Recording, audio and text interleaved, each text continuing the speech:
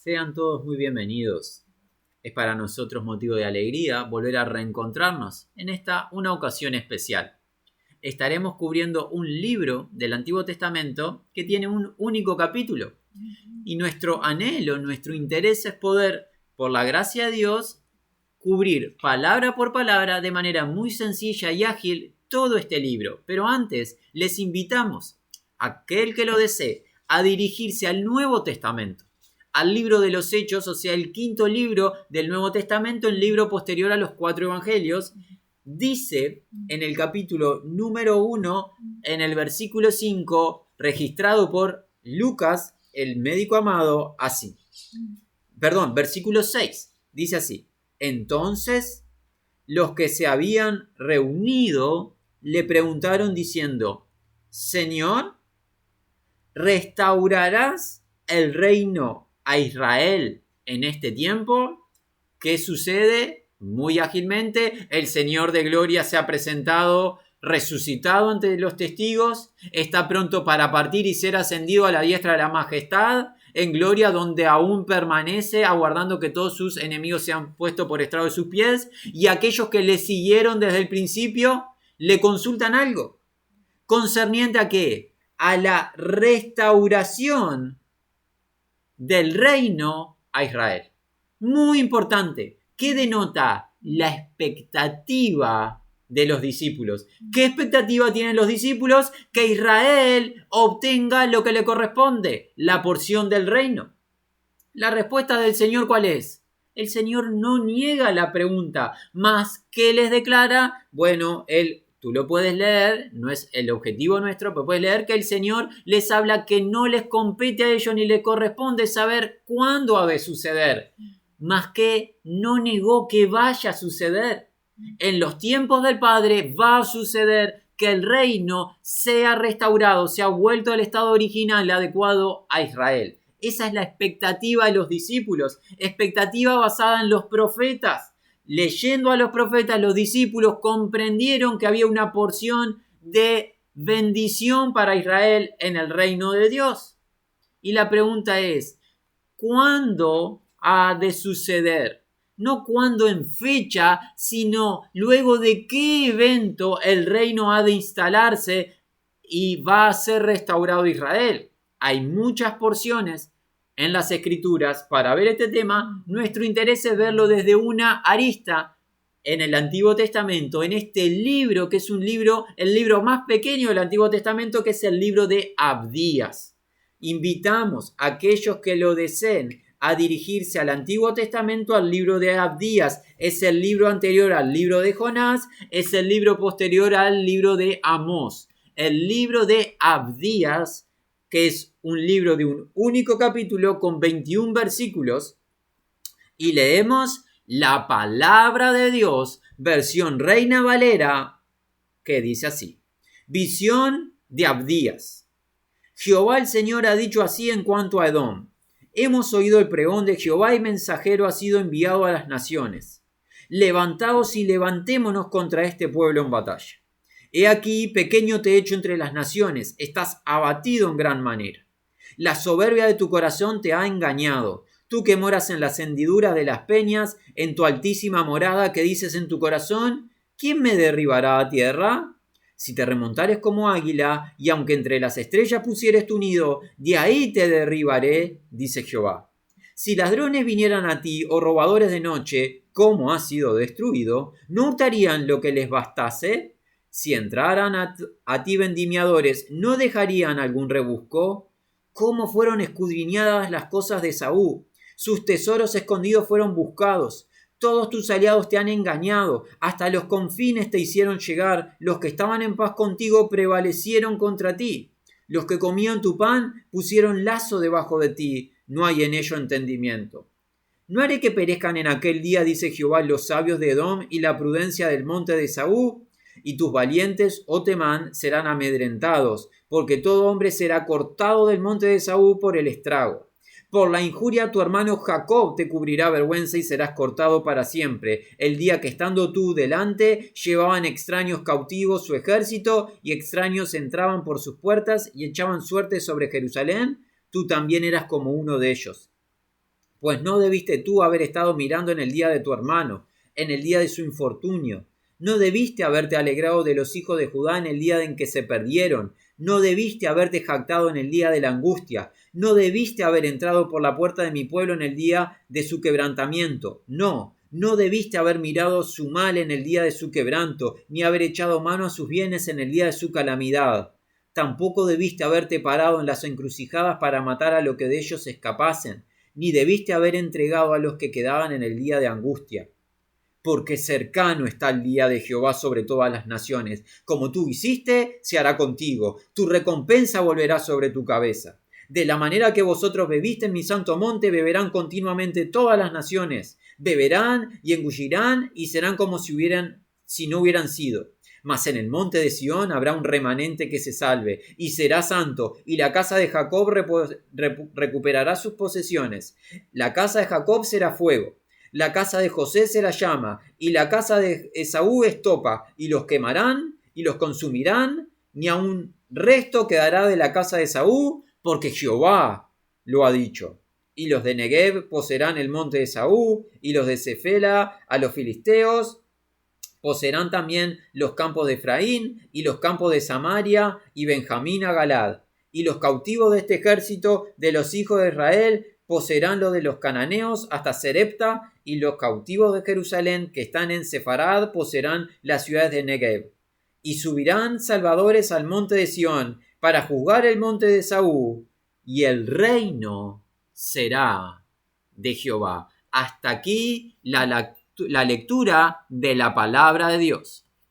Muy bien, ahora volvemos al versículo número 1 y vamos a estar leyendo casi muy similar, pero un poquito más literal. Dice, la visión de Obadia, así dice Adonai Jehová concerniente Edom. Reporte, lo que significa noticias, hemos oído de Jehová, y mensajero entre naciones ha sido enviado. Levantaos y levantémonos concerniente a ella en batalla. El versículo número 1 nos da información fundamental concerniente al libro. Lo primero, la visión. La visión de quién es Obadia, que en nuestra lengua se traduce Abdías, significa siervo de Jehová. Y recordemos que en el Antiguo Testamento aprendemos que un siervo de Jehová es alguien que adora a Jehová, porque el Señor, cuando pidió a Faraón que liberase el pueblo tenía que ser liberado. ¿Para qué? Para servirle al Señor, y tenía que ser liberado para celebrar fiesta al Señor, que es oración. Servir a Dios es adorar a Dios. La vida de servicio a Dios es una vida que le adora, es una adoración servir a Dios. Así que este hombre, Obadia, es un servidor de Dios, es un adorador de Dios. Esta visión proviene del Señor, y el Señor dice, esto es importante, así dice ¿quién? Adonai, Jehová. Adonai es lo que se traduce a nuestra lengua, Señor. Jehová es esta palabra sagrada que denota al Dios vivo, al que todo lo trasciende, el mismo ayer, el hoy, el por los siglos, el que es y va a permanecer por la eternidad. Él es el Señor y Él habla. El instrumento por el cual habla es Obadia, pero no es esta la idea o la imaginación de Obadia, es lo que dice el Señor, que todo lo trasciende a través de su siervo. Muy importante, al ser palabra de Dios es algo que sucede sin excepciones. Si fuese la palabra de Obadia, no es una palabra que tenga fundamento, al igual que la palabra de cualquier ser humano, es la palabra del Creador del universo. La palabra, ¿con respecto a qué? Concerniente Edom. ¿Qué es Edom? Bueno, en la traducción literal es rojo. ¿Qué es o quién es Edom? La palabra de Dios lo enseña. El libro de Génesis capítulo 25. Esaú. Esaú, ¿quién es? Es uno de los dos mellizos que le nacieron a Isaac. Esaú junto a su hermano Jacob, a quien Dios renombró Israel. Esaú, el texto en Génesis 25, que hizo, menospreció lo importante para Dios que era la primogenitura y lo cambió, ¿por qué? Por un guiso rojo. Y así fue nombrado como Edom por la palabra de Dios. Esaú es Edom. Así lo vemos en Génesis 25 y luego también más adelante en el libro de Génesis 36. Esaú es Edom. Esta profecía es acerca de Esaú o de Edom. Dios tiene para hablarle. ¿Qué vemos? Reporte. Hay noticias. Hemos oído. ¿De quién? De Jehová. Y mensajero entre las naciones ha sido enviado, en este caso su siervo Obadia. ¿Qué leemos? Una orden. Levantaos y levantémonos concerniente a ella en batalla, en contra de Edom. Va a haber una batalla en contra de Edom. ¿Cómo sigue? He aquí, pequeño, lo que significa insignificante, te pondré entre las naciones, serás despreciado grandemente. ¿Quién está hablando? El Señor Jehová. ¿A quién le está hablando? A Edom. ¿Qué le dice? Vas a ser insignificante, vas a ser pequeño entre las naciones. ¿Cómo comenzó la historia de Edom, o sea, de Esaú? Demostrando su desinterés en lo que para Dios es importante, la primogenitura. Edom, o sea, Esaú, menospreció la primogenitura y la intercambió por un plato de comida. Jacob, guiado por su madre Rebeca, hizo todo a su alcance para obtener esa primogenitura. Cuando menospreciamos lo que para Dios es importante, no tengamos expectativa de que Dios esté involucrado en nuestra situación. Dios nos persuade para que nos interese su palabra, su plan, su obra. Pero si nosotros somos negligentes como Esaú, como Edom, y menospreciamos el plan de Dios y su palabra, atentos, porque nos podemos ver muy alejados de la presencia de Dios.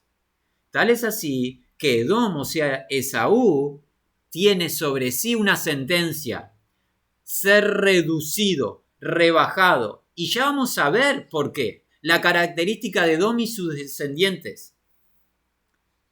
Versículo 3.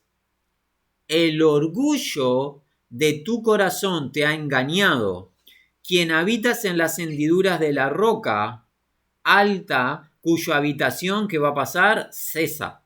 Quien dices en tu corazón, ¿quién me descenderá a tierra? La historia de Esaú comenzó con el menosprecio de lo que para Dios es importante, pero no quedó allí. Porque recordemos que en el plan de Dios y en su misericordia Dios siempre da margen al arrepentimiento. Pero Esaú no se arrepiente. Cuando hablamos de Esaú no solo hablamos del individuo de Esaú, sino de los descendientes de Esaú que forman Edom, los edomitas, que en nuestros días aquellos que son especialistas en geografía bíblica nos cuentan que corresponde a aquella región de Palestina en el presente. Este pueblo, ¿qué demuestra los edomitas, los descendientes de Esaú?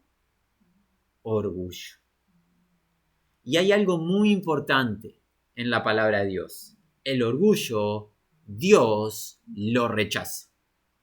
¿Cómo comienza el rechazo y la demostración de este rechazo de Dios hacia el orgullo? Comienza con aquel que había sido escogido como un querubín protector y fue menospreciado, el adversario. El libro del profeta Isaías enseña que ¿qué? En el capítulo 14 y también Ezequiel en el capítulo 28 demuestran que este lucero se exaltó a sí mismo y declaró que iba a establecer un trono junto al del Señor el Altísimo, que él iba a ser elevado.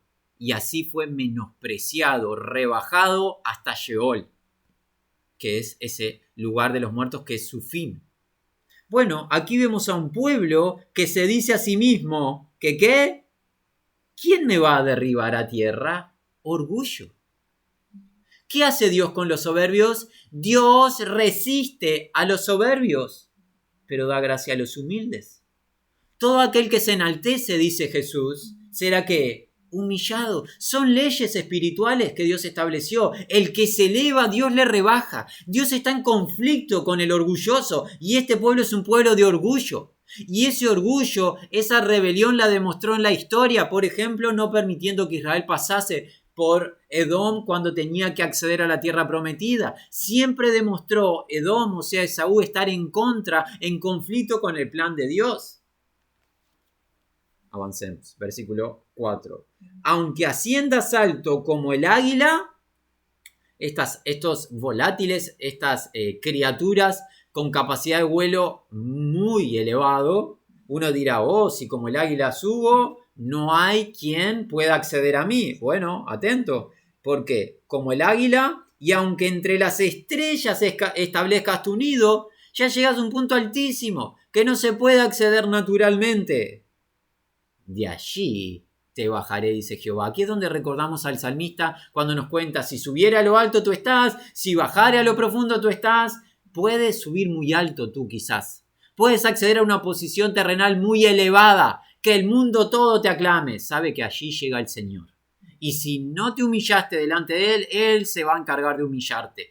Podrá no acceder a ti el hombre. Podrás estar tan elevado que ningún hombre pueda tocarte. Pero el Señor llega a cualquier lugar. No hay altura a la que Él no pueda llegar, no hay profundidad en la que Él no se encuentre. El Señor tiene poder para encontrarte y para rebajarte. Así va a ser con Esaú, o sea, con Edom, que en su corazón dijo, me voy arriba, nadie accederá a mí, pero olvidó que hay un Dios, el vivo y verdadero, el cual tiene poder para rebajar. Si ladrones, 5, entran a ti, si rapiñeros por las noches, ¿cómo cesarías? ¿Cómo se acabaría? ¿No robarían hasta tener lo suficiente? Si vendimiadores entraran a ti, ¿no dejarían espigas? Pasemos al 6. ¿Cómo fueron escudriñadas las de Saúl? Y la idea es las cosas, buscados sus tesoros escondidos. Tanta idea tenía de altanería que ahora llega tiempo de ¿qué? De saqueo. ¿De qué? De pérdida. Por más que en su corazón él pensaba ser intocable, y esta idea que comienza con Satanás, el adversario de soberbia, y que con los hijos de Satanás continúa, y que lo vemos en Babilonia diciendo que ella no es viuda, que ella no va a padecer pérdida. Dios siempre, al que habla así en su corazón, Dios siempre le trae destrucción repentina. Así llegan los rapiñadores, los saqueadores, para vaciar las cosas de Esaú, los tesoros escondidos. Tanto como hasta el borde te enviaron. La idea es hasta el borde del territorio. Te enviaron, te alejaron. Todos los hombres de quién? De tu pacto. Notemos esto. Las alianzas con quien tenía establecido pacto son quien lo terminan traicionando. A Edom, a Esaú. Te engañaron y prevalecieron contra ti los hombres de tu paz. Tu pan, el alimento, pusieron como trampa debajo de ti y no hay entendimiento en esto.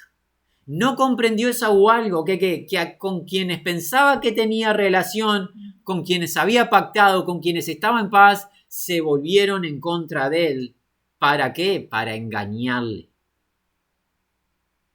No en el día aquel, dice Jehová, destruiré, estamos en el 8, destruiré a los sabios de Edom, entendimiento del monte de, por si tenías duda, ¿de quién? De Esaú. ¿Qué aprendemos? Edom, ¿quién es? Esaú, ya lo habíamos visto, Génesis 25, Génesis 36, resto del Antiguo Testamento vemos intercambiable el término Edom y Esaú, y aquí lo confirmamos, y que aparece el día de Jehová.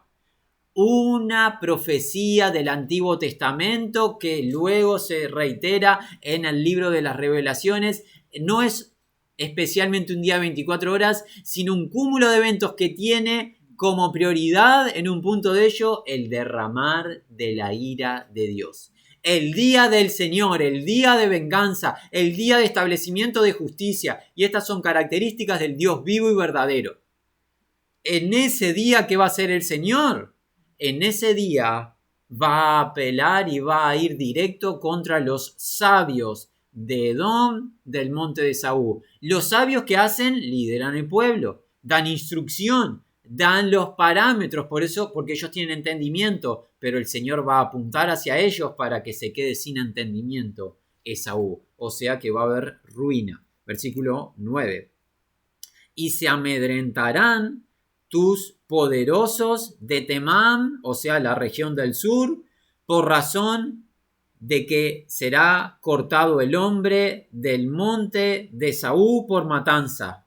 Aquellos que tenían vigor, poder, van a llegar ¿a qué? Al temor, al amedrentamiento. ¿Por qué? Por la matanza que va a haber. ¿Qué matanza? Bueno, Isaías nos declara en su libro hacia el final del mismo acerca de aquel varón que viene de Edom, de Borsa, con vestidos empapados en sangre. ¿Quién es ese? El libertador, el Señor de gloria, Cristo Jesús, que sus vestidos los tiene empapados en sangre. ¿Por qué razón? Por la matanza en Esaú, por la destrucción, por la retribución a su accionar. Y ya vamos a ver especialmente qué accionar. Eso lo encuentras en Isaías capítulo 63, desde el versículo 1 al 6, aquella declaración de este que viene desde Edom empapado en sangre. ¿Por qué tanta matanza en Esaú? Ya vimos que desde el principio Esaú se rebeló, desde el principio Esaú menospreció la palabra de Dios y el plan de Dios. Ya vimos, lo declaramos, de que Esaú siempre estaba en contra del pueblo de Dios en cuanto a acceder a su tierra, no dejarlo pasar por Edom. Ya vimos del orgullo de Esaú, pero aún queda una acción más por la cual Esaú va a tener juicio, castigo sobre sí en aquel día, en el día del Señor. ¿Cuál es? Versículo 10.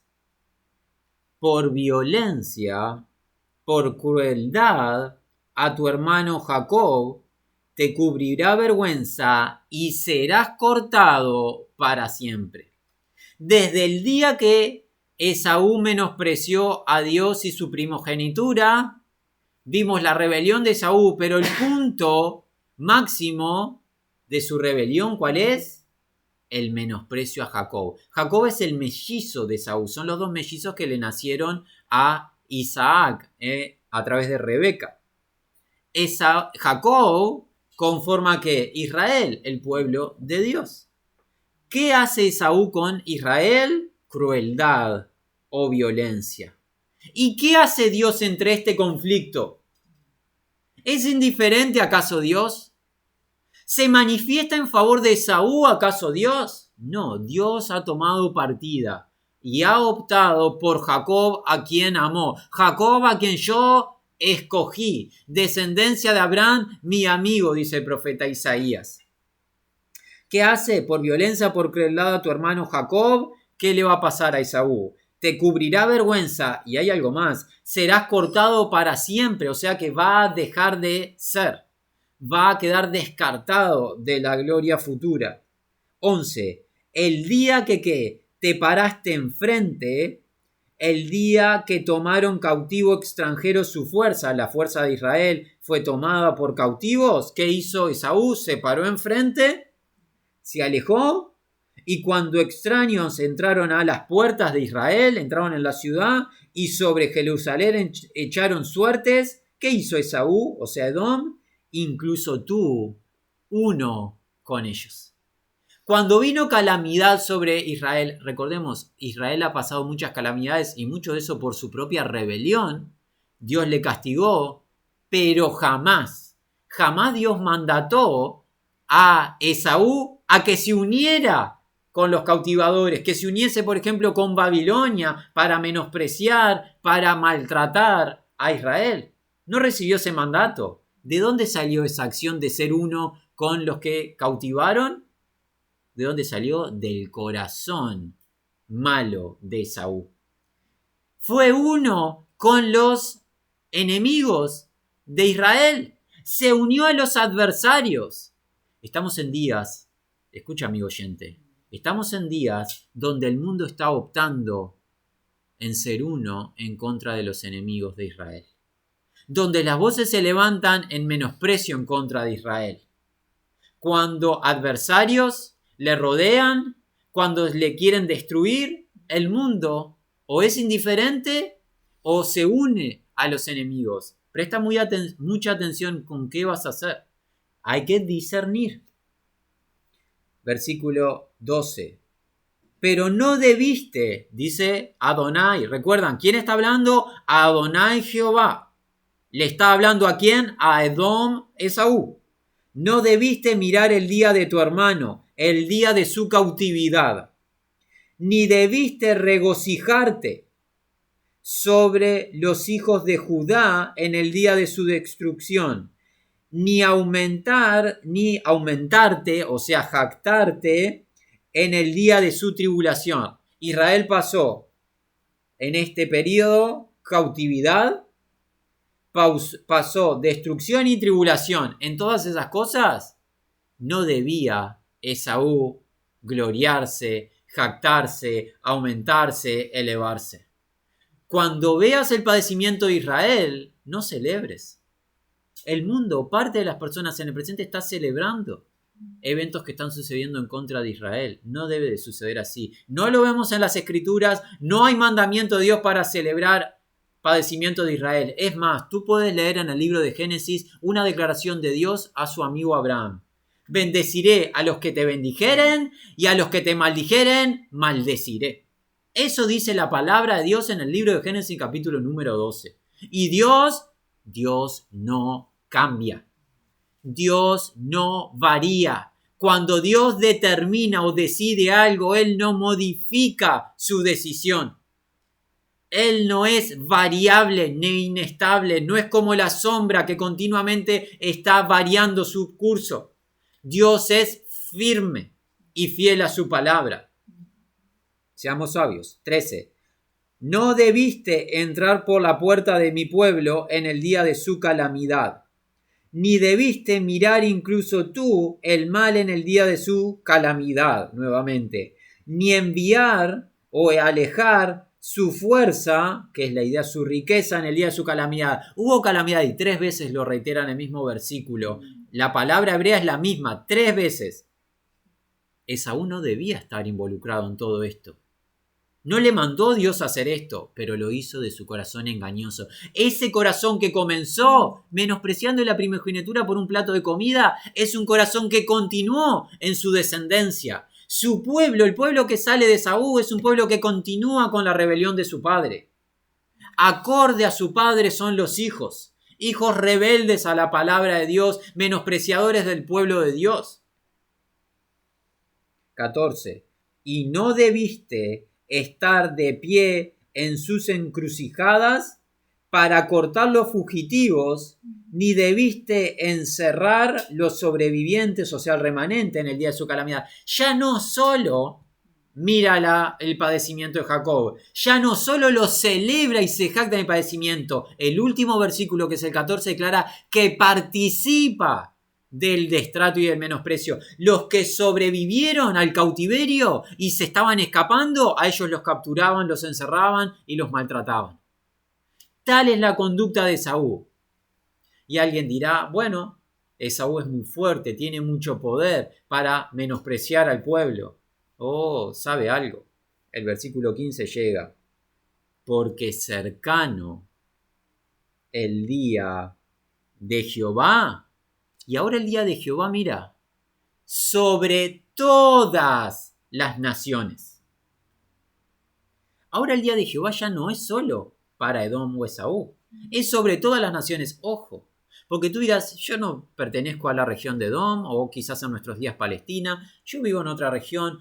Todas las naciones están involucradas en la advertencia, porque el libro del profeta de Zacarías declara que el Señor va a reunir a todas las naciones en el monte, en el valle de Jehoshafat, o sea, ese valle de Megiddo. Todas las naciones van a participar del conflicto y el menosprecio ante Israel. Tú tienes que decidir por ti si tú estás en favor de Dios, su plan, su pueblo y el evangelio de la gracia de Dios en Cristo Jesús, o estás en contra del plan de Dios y menosprecias al pueblo que Dios escogió para sí. El día de Jehová está cercano sobre todas las naciones. Y este día que tiene una ley importante. Lo que has hecho, se te hará a ti.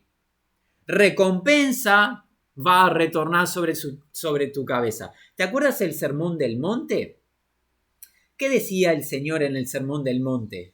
Con el juicio con el que juzgáis, seré juzgado. Con la medida con la que medís, van a ser medidos.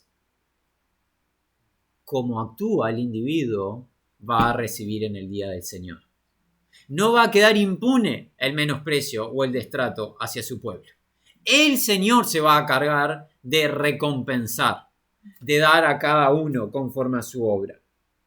Porque como bebiste sobre el monte, mi santo, ¿cuál es el santo monte del Señor? Sión. Sión en Jerusalén. Mi santo monte beberán todas las naciones continuamente, y beberán y tragarán, y se convertirán como si no hubiese sido. Pero en el monte Sión que va a haber, habrá o se convertirá liberación, escape, lo que es redención, salvación, y se convertirá santidad, y poseerán la casa de Jacob sus posesiones. ¿Qué nos declara? Que el día de Jehová va a traer algo. Va a traer recompensa a los enemigos, pero va a traer santidad y restauración a Jacob sobre sus posesiones. ¿Cómo comenzó este encuentro? Señor, ¿va a ser en qué tiempo o en este tiempo va a ser restaurado el reino de Israel? Era la expectativa de los apóstoles, los seguidores de Cristo. 18. Y se convertirá la casa de Jacob fuego. En otra porción, Zacarías dice que va a ser una piedra pesada que nadie se la va a poder cargar a la casa de Jacob, a Israel. Todos los que se vengan contra ella serán destruidos. ¿Y qué más? Y la casa de José, ¿qué va a ser? Llama. La idea también de que va a consumir. Pero, contraste, la casa de Esaú va a ser como la paja. ¿Qué diferencia hay?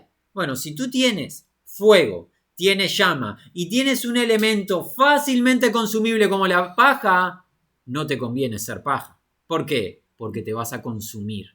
Perdición. Jacob, José va a consumir. Esaú va a ser consumido. Es lo que está declarando la palabra de Dios. ¿Qué porción? ¿Dónde vas a estar tú? Dice, y los que quemarán y devorarán. Y no habrá sobreviviente de la casa, ¿de quién? De Esaú. Porque Jehová ha hablado, que se puede traducir, ha decretado. ¿Quién establece la firma y la garantía de esta profecía?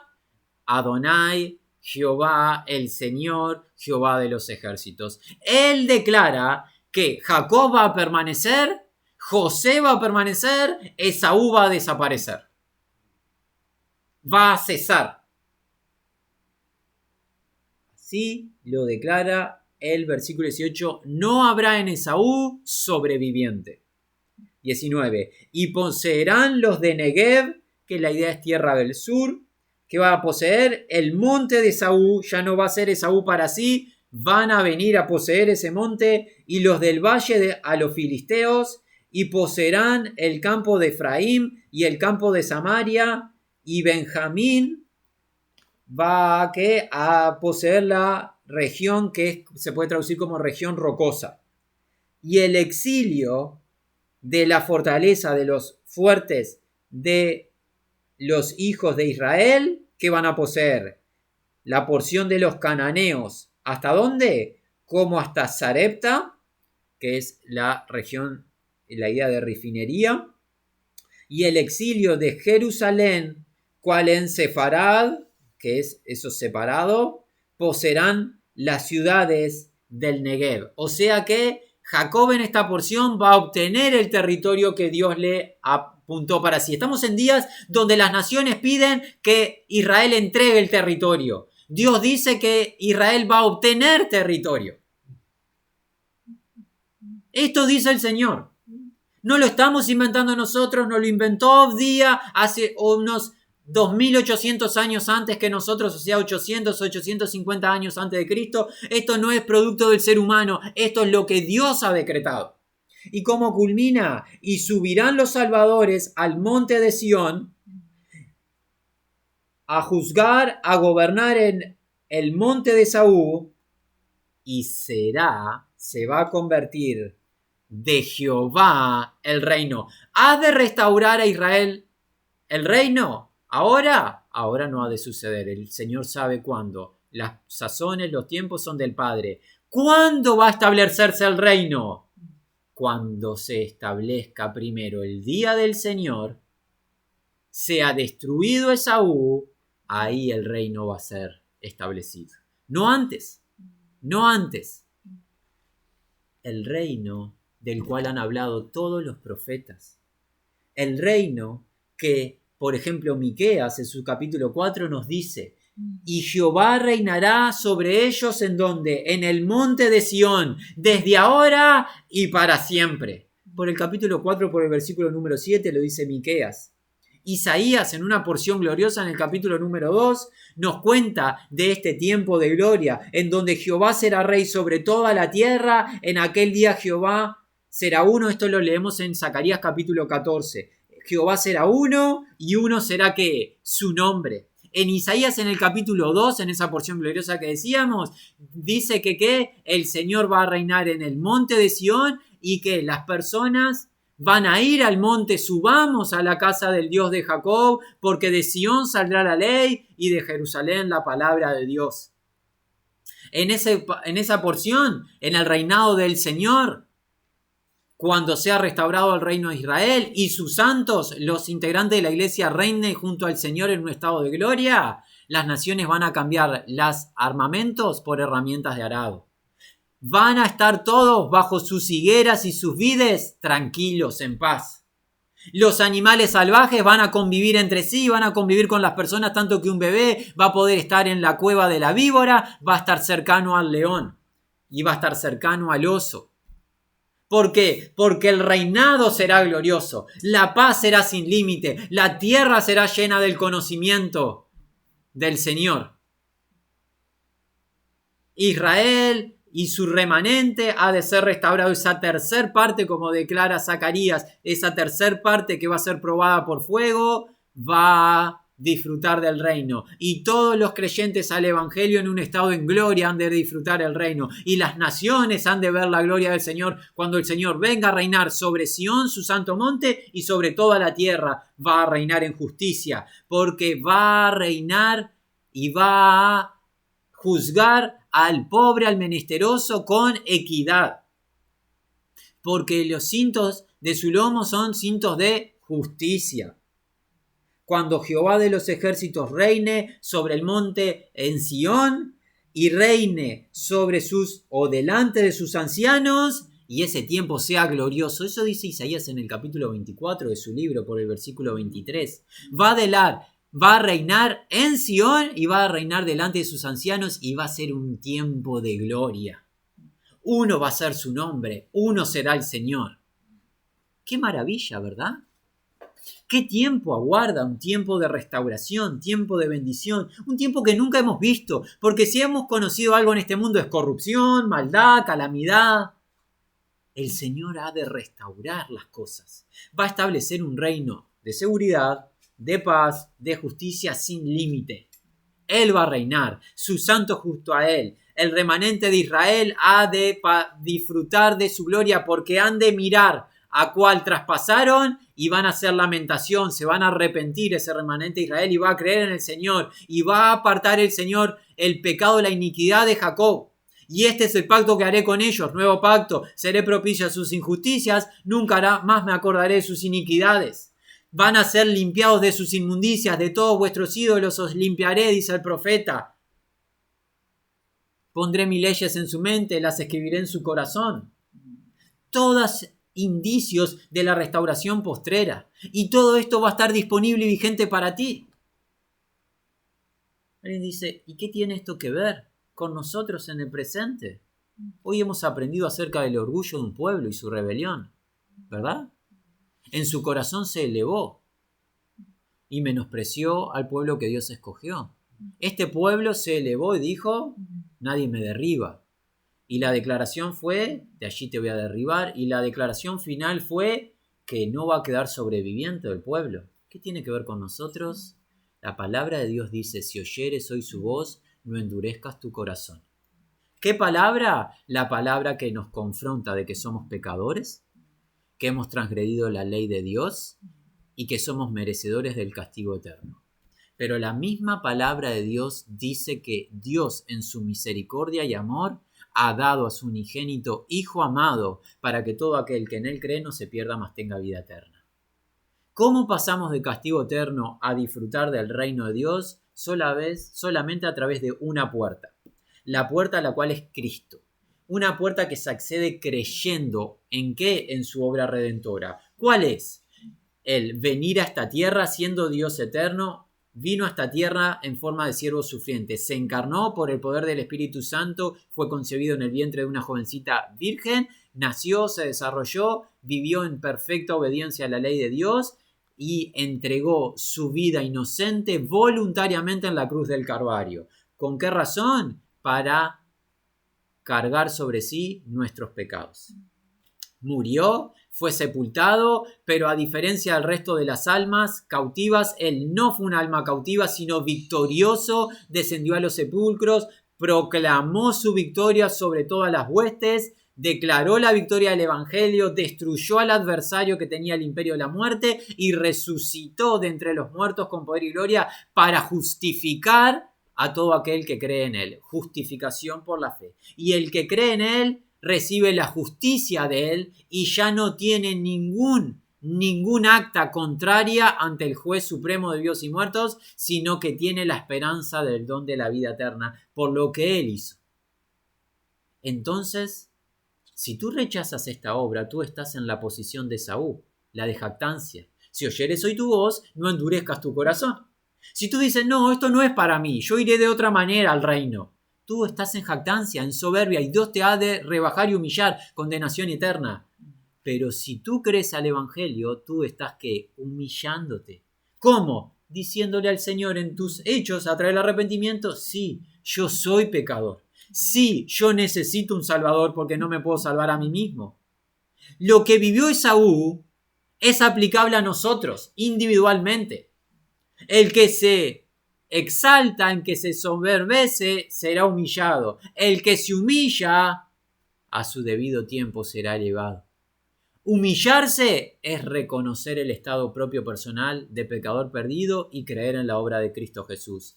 Exaltarse es rechazar la obra de Cristo Jesús y decir, esto no es para mí. El reino de Dios está disponible para aquel que crea en Cristo Jesús. El reino de paz, el de seguridad sin límite, pero el día del Señor está sobre todo aquellos que rechacen la gracia de Dios. La ira de Dios está vigente y ha de ser derramada. ¿Y la va a venir a aplicar quién? Cristo Jesús. Ya lo vimos en Isaías capítulo 63 y lo volvemos a ver en el libro de Apocalipsis. El Señor de gloria con sus vestidos manchados de sangre. ¿Por qué? Porque pisó el lagar del furor de la ira de Dios Todopoderoso. Este es el verdadero Dios, hermanos. El Dios de justicia. ¿Y sabes qué? Si tú eres de Dios, tú alabas la justicia. Porque dice el salmista que a medianoche él se levanta a alabar los juicios de Dios. La palabra de Dios, hermanos. La palabra de Dios. Ha hablado hoy el Señor a través de su siervo Obadía.